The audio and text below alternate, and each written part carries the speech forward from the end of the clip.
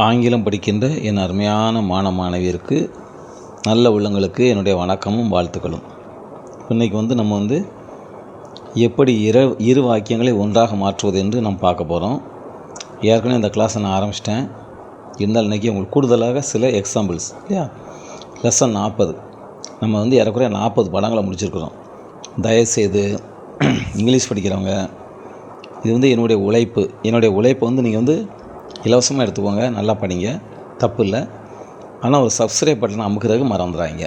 ஏன்னா எத்தனை பேர் என்கிட்ட படிக்கிறாங்கன்னு சொல்லி எனக்கு தெரியணும். அது எனக்கு ஒரு என்கரேஜ்மெண்ட்டாக இருக்கும். இப்போ பாருங்கள், ஐ ஆம் அப்படின்னா நான் இருக்கிறேன். இதை பி குடும்பத்தில் படித்தோம். ஐ ஆம் அண்டர் ஏ ட்ரீ. அண்டர்னா அடியில், நான் ஒரு மரத்தடியில் இருக்கிறேன். ஐ ஆம் அண்டர் ஏ ட்ரீ. அப்புறம் மை ஃப்ரெண்ட்ஸ் நேம், என்னுடைய நண்பனுடைய, அந்த மேலே அந்த கமா போட்டு எஸ் போட்டால் உடையன்னு அர்த்தம். My friend's name is Ravi. என்னுடைய நண்பனின் பெயர் ரவி. He is with me. He இஸ்னா அர்த்தம், அவன் இருக்கிறான். வித்னா உடன், மீ என்னை. மீன் தனியாக வந்தால் என்னை, அட்வர்போட வந்தால் என்னன்னு வரும், என்னுடன். ஆனால் என்னுடன் சொன்னால் மீ வித்துன்னு போடக்கூடாது, வித்து மீ தான் போடணும். வித்து தான் அட்வர்பு தான் ஃபஸ்ட் வரணும். அப்போது ஐ ஆம் அண்டர் ஏ ட்ரீ, நான் ஒரு மரத்தடியில் இருக்கிறேன். என்னுடைய நண்பனின் பெயர் ரவி, அவன் என்னுடன் இருக்கிறான் இல்லையா. அவனுடைய அப்பா, ஹிஸ் ஃபாதர், அவனுடைய அப்பா இஸ், அவனுடைய அப்பா இருக்கிறார். என்னவாக இருக்கிறார்? ஒரு காவல்துறை அதிகாரியாக இருக்கிறார், போலீஸ்மேனாக இருக்கிறார். இப்போ நான் என்ன செய்யணும் பாருங்களேன், இது எல்லாத்தையும் ஒழிச்சாக்குறேன். நீங்கள் எழுதிக்கிட்டோன்னு இப்போ நல்லா கவனிச்சுக்கோங்க. I am under a tree with my friend. I am under a tree with my friend whose name is Ravi. Whose name is, அதாவது ஹிஸ் நேம் இஸ்னு வரும் இல்லையா, அவனுடைய பேர் ரவி. இப்போ நம்ம ஹிஸ்ஸுக்கு பதிலாக யாருடைய பேர் ரவியோ அவன் என்னுடைய நண்பன், அவனோட நான் ஒரு மரத்தடியில் இருக்கிறேன் அப்படின்னு சொல்லி ஒரு காம்ப்ளிகேட்டட் சென்டென்ஸை நம்ம எழுதுகிறோம். சும்மா சிம்பிளாக ஐ ஆம் அந்தோனிராஜ், நான் Antonraj. My friend's name is Ravi. என்னுடைய நண்பனின் பெயர் ரவி. நாங்கள் இருவரும், வி போத்னா இருவரும்னு அர்த்தம். We both are under a tree. நாங்கள் இருவரும் ஒரு மரத்தின் அடியில் இருக்கிறோம். My friend's father is a policeman அப்படின்னு சொல்லாமல் ஐ ஆம் வித் மை ஃப்ரெண்ட், நல்லா கவனிச்சுக்கோங்க. I am with my friend whose name is Ravi. Whose name is Ravi அப்படின்னா யாருடைய பேர் ரவியோ, அப்புறம் அந்த ரவிக்கு ஒரு வழக்கம் கொடுக்கணுங்களா, அதுக்கு ஹூஸ் ஃபாதர், ஹிஸ்னா அவருடைய ஃபாதர், அவனுடையனா யாருடைய father, whose father is a policeman. இப்போ நல்லா கவனிச்சுங்க. I am under a tree with my friend whose name is Ravi, who is my friend whose father is a policeman. இப்படி விதவிதமாக நீங்கள் எப்படினாலும் எழுதலாம். ஏன்னா நான் ஒவ்வொரு தடவை சொல்லும்போது ஒவ்வொரு மாதிரி சொல்லுவேன். I am with my friend under a tree whose name is Ravi, who is with me, whose father is a policeman அப்படியும் போடலாம். அல்லது I am under a tree who with my friend whose name is Ravi, whose father is a policeman அப்படி போடுவோம் இல்லையா. இது ஒரு set. இப்போ அடுத்து பாருங்கள். He goes to Madurai. அவன் மதுரைக்கு போகிறான். அவன் மதுரைக்கு ஹீ கோஸ் டு மதுரை. எதுக்கு? To by. டுனா இக்குன்னு அர்த்தம், பைனா வாங்குவதற்கு அப்படின்னு அர்த்தம். டு பை எ கார், ஒரு கார் வாங்குவதற்கு மதுரைக்கு செல்கிறான். இதை நம்ம ஒரு டீசெண்டாக எழுதணும் அப்படின்னா he goes to Madurai in order to buy a car. In order to buy a car. In order டுன்னு அர்த்தம், அதே அர்த்தம் தான். டூங்கிறது தான் இன் ஆர்டர் டு, அதாவது ஒரு கார் வாங்குகின்ற ஒரு காரணத்திற்காக அப்படின்னு சொல்லி இழுத்து முழக்கி சொல்கிற மாதிரி. மேலே டு பை எ கார், ஒரு கார் வாங்குவதற்கு. In order to buy a car, அவன் அது ஒரு காரை வாங்குகின்ற காரணத்திற்காக அப்படிங்கிற மாதிரி ஒரு கொஞ்சம் ஸ்டைலாக இருக்கும் இங்கிலீஷ். சரியா? ரெண்டும் ஒன்று தான். ஹீ கோஸ் அப்படின்னா அவன் போகிறான். இந்த கோஸ் எங்கேருந்து வந்தது? கோ, வென்ட், கான் இல்லையா. V1 V2 V3. இப்போ நம்ம ஏன் இஎஸ் சேர்த்துருக்கோம்? இது ஒருமை. ஐனா கோ, நான் போகிறேன். ஹீ கோஸ்னா அவன் போகிறான், அப்போ எஸ் சேர்க்கணும். ஹீ இஸ் இல்லையா.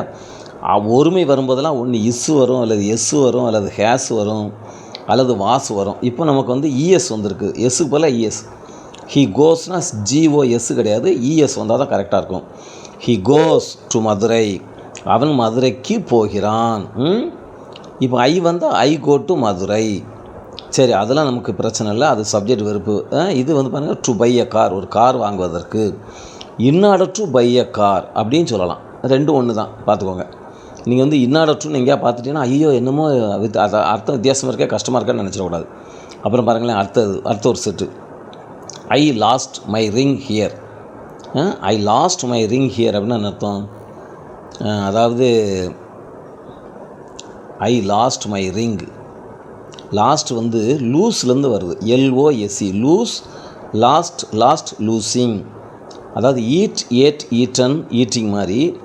லூஸ், லாஸ்ட் லூசிங், அதாவது தொலைத்தல்.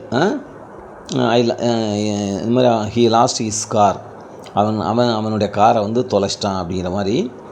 ஐ லாஸ்ட் மை ரிங் ஹியர், நான் இங்கே என்னுடைய மோதிரத்தை தொலைத்தேன். ஐ லாஸ்ட் V2 இல்லையா, லூஸ் லாஸ்ட் V2 வருது. V2 வருதுன்னா ஒரு சொல் கடந்த காலம். இது வந்து 5வது சூத்திரம்னு நினைக்கிறேன், நீங்கள் அங்கே எடுத்து பார்த்துக்கோங்க. 5வது டென்ஸ்னால் சிம்பிள் பாஸ்ட் டென்ஸு, தொலைத்தேன். பாஸ்ட் கண்டினியூஸ்னால் ஐ வாஸ் லூசிங், நான் தொலைத்து கொண்டு இருந்தேன்னு வரும். அல்லது ஐ ஹேட் லாஸ்ட்னால் நான் தொலைத்து இருந்தேன்னு வரும். ஐ ஹேட் பீன் லூசிங்னா நான் தொலைத்து கொண்டே இருந்தேன். அதெல்லாம் நல்லா ஞாபகம் வச்சுக்கோங்க. இப்போ ஐ லாஸ்ட் மை ரிங் ஹியர், நான் என்னுடைய மோதிரத்தை இங்கே, ரிங் ஹியர்னால் இங்கே தொலைத்தேன். இப்போ பாருங்களேன், மை மதர் ட்ரூ, என்னுடைய தாயும், மை மதர் ஆல்சோன்னு போடலாம். மை மதர் ஆல்சோ, என்னுடைய அம்மாவும் அப்படிங்கிற அர்த்தம். அதுக்கு பதிலாக மை மதர் ட்ரூ போட்டால் இந்த யூடியூப் ப்ரூட்டஸ், நீமாடா ப்ரூட்டஸ் அப்படிங்கிற மாதிரி. மை மதர் ட்ரூ, என்னுடைய தாயும், லாஸ்ட் தொலைத்தார், her chain here, last year, கடந்த வருடம், லாஸ்ட் இயர், என்னுடைய தாயும் தனது செயினை இங்கே தொலைத்தார், அதே இடத்துல நானும் என்னுடைய மோதிரத்தை தொலைச்சிட்டேன் அப்படின்னு அர்த்தம். இப்போ பாருங்களேன், இப்போ நான் பதில் சொல்கிறேன். I lost my ring here where my mother also, அல்ல where my mother true lost her chain here last year. அதாவது I lost my chain here where, நான் என்னுடைய மோதிரத்தை இங்கே தொலைத்தேன், எங்கே என்னுடைய தாயும் தனது செயினை கடந்த ஆண்டு தொலைத்தாரோ அதே இடத்துல நான் இந்த வருஷம் தொலைச்சிருக்கேன் அப்படின்னு அர்த்தம். அப்போ இந்த வேறு, ஹூஸு, அட்டு, வாட்டு, திஸ், தட் நம்ம சேர்க்குறது வந்து என்ன ஆகும்னா, உங்களுக்கு வந்து ஒரு சின்ன வாக்கியத்தை அப்படி பெருசாக ஆக்குறதுக்கு நல்லாயிருக்கும். நீங்கள் எஸ்ஸே எழுதும்போது, அல்லது இங்கிலீஷில் வந்து ஒரு பேராகிராஃப் எழுதும்போது, அல்லது ஒரு கொஸ்டினுக்கு ஆன்சர் எழுதும்போது. இப்போ நான் சொன்னேன் பாருங்களேன், I am Anthoniraj, who is the son of Soosairaj. I am Antonraj, who is the son of Soosairaj. நான் வந்து Antonraj, who is the son of Soosairaj. சூசேராஜுடைய மகன் யாரோ அந்த அந்தோன்ராஜ் நான் தான். I am Antonraj, who is the son of Soosairaj எழுதிக்கோங்க. Who died in his 70 years. அதாவது யார் 70 வயசில் இறந்தாங்களோ அவருடைய மகன் அந்தோன்ராஜ் நான். அப்போ 70 வயதில் செத்தது யார்? சூசராஜ். அவருடைய மகன் பேர் என்ன? அந்தோன்ராஜ். அப்போ ஐ ஆம் அந்தோன்ராஜ், நான் தான் Antonraj. Who is the son of Soosairaj, சூசேராஜுடைய மகன் யாரோ அது நான் தான். அப்போ இந்த சூசராஜ் யார்? யார் 70 வயசில் இறந்தாங்களோ அவர் தான் சூசராஜ். அப்போ I am Antonraj, who is the son of Soosairaj, who died at the age of 70, who lived at Serndhamaram. Serndhamaram என்கிற ஊரில் யார் வாழ்ந்தாரோ அவர். ஹூ வாஸ் எ ஃபார்மர், அவர் யார் ஒரு விவசாயியாக இருந்தாரோ. அதை வந்து நம்ம வந்து ஹூ வாஸ் எ ஃபார்மர் இப்படி வந்து வாக்கியம் முடியலை, நம்ம ஃபுல் ஸ்டாப்பே நம்ம வைக்கலை. அப்போ who was a farmer, who had lot of cows. Who had lot of கவுஸ்னால் யார்கிட்ட நிறைய மாடுகள் இருந்ததோ, கவுஸ். விச் கிவ் மில்க், அவை நமக்கு பால் கொடுக்கின்றன. எவை நமக்கு பால் கொடுக்கின்றனவோ அவை, எவை நமக்கு பால் கொடுக்கின்றனவோ அந்த மாடுகளை நிறைய சூசேராஜ் என்பவர், அதாவது 70 வயதில் செத்த சூசேராஜ் என்பவர், அதாவது என்னுடைய தகப்பன் இப்படி இருந்தார், அவருடைய மகன் தான் நான், என் பேர் அந்தோன்ராஜ் அப்படின்னு சொல்கிற மாதிரி. இப்போது ஒரு பஸ்ஸு நிற்குது, இட் இஸ் எ பஸ். அது ஒரு பேருந்து ஆகும். இட் இஸ், அது இருக்கிறது. என்னதாக இருக்கிறது? ஒரு பேருந்தாக இருக்கிறது. It is a bus. அப்போ it is a bus which goes to Tirunelveli. திருநெல்வேலிக்கு எது அது ஒரு பஸ்ஸு. அது வந்து எது திருநெல்வேலிக்கு போதோ அதான் அந்த பஸ்ஸு. சரியா? It is a bus which goes to Tirunelveli which is the capital of Tirunelveli district. Tirunelveli மாவட்டத்தினுடைய தலைநகராக இருக்கின்ற திருநெல்வேலிக்கு அது போகிறது. Which is situated in between Kanniyakumari and Madurai.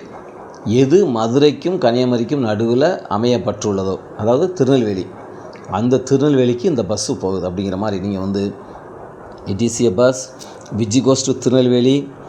அப்போ திருநெல்வேலியை பற்றி நம்ம என்ன சொல்கிறோம்? விச் இஸ் சிச்சுவேட்டட்னு அமைந்துள்ளது between Madurai and Nagercoil.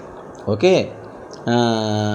And the Madurai is known for Meenakshi Amman temple and the Kanniyakumari is known for sunrise and sunset.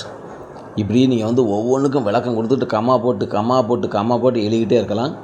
நீங்கள் தயவுசெய்து வாட்ஸ்அப்பில் என்னுடைய வாட்ஸ்அப் 9952310603 சும்மா 2 சின்ன வாக்கியம் முதல்ல எழுதி பழகுங்க. நான் அதை உங்களுக்கு கொஞ்சம் எழுதி காட்டுறேன். சரியா? நீங்கள் இப்போ என்ன செய்யலாம்னா, ஐ ஹாவ் எ பென், நான் ஒரு பேனா வைத்திருக்கிறேன். It belongs to Ravi. சரியா? நான் ஒரு பேனா வைத்திருக்கிறேன். It belongs to Ravi. நான் ஒரு பேனா வைத்திருக்கிறேன், அது ரவிக்கு சொந்தமாகும். இப்போ நம்ம என்ன செய்யணும்? I have a pen whose owner is Ravi. அதாவது நான் ஒரு பேனா வச்சுருக்கேன், யாருடைய எதனுடைய ஓனர் ரவியோ அந்த பேனாவுடைய ஓனர் வந்து ரவி. அப்போது ரவியினுடைய பேனாவை நான் வைத்திருக்கிறேன் அப்படிங்கிற மாதிரி I have a pen whose owner is Ravi. இந்த மாதிரி நீங்கள் வந்து என்ன செய்யணும்? சும்மா சின்ன வாக்கியமாக எழுதி பழகுனீங்கன்னா பரீட்சையில் சும்மா தூள் கலப்பலாங்க. சொன்னால் நம்புங்கங்க. நீங்கள் எவ்வளோ தூரம் நம்புறீங்கன்னு எனக்கு தெரியல. ஆனால் படிங்க, தயவுசெய்து நல்லா படிங்க, படிங்க. அட்லீஸ்ட் நான் நடத்தின இங்கிலீஷை நீங்கள் புரிஞ்சாலே போதும்.